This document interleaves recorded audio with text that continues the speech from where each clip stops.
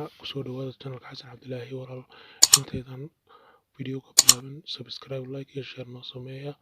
walaalkan waxaan idinku soo gudbinayaa mashruuc ganacsi oo ku saabsan beeridda tamaandhadu waa shayada ugu muhiimsan ee la beerto bini'aadamkuna u baahan yihiin kuwaasoo maalin kasta isticmaalo waxaad ku beeri kartaa xaafadaada dad haysatay cabir yar oo 20 mitir gaaraya uma baahnid biyo fara badan iyo wax badan inaad ku beertid only waxaad u baahan tahay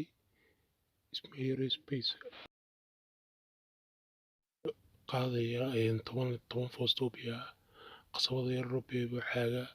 kuwaasoo loogu talagalay inay waraabiyaan dhirtan tamaandhada ah haddaad beertid imika tusaale ahaan 1 geed oo tamaandho ah oo halkii geed baa 1 kiilo quraata ka baxo waa 1 kiilo tamaandho ah 1 kiilo tamaandho ah Somaliland imika haddaynu Hargeysa oo kale eegno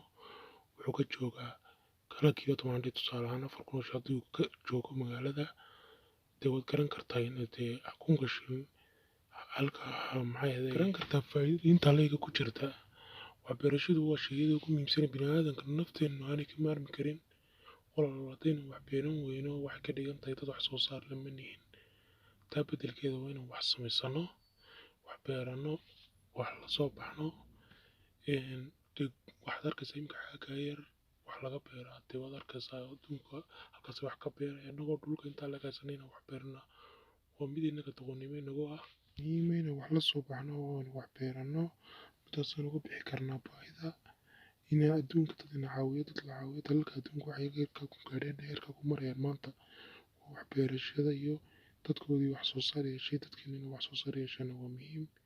beeruhu waa meelaha ugu muhiimsan ee dadka bini'aadamka ay horumarkooda ay ka taaba qaadaan walaal markaa waxay nagu waajibeen inaan wax beerano kusoo dhawaada kanaalka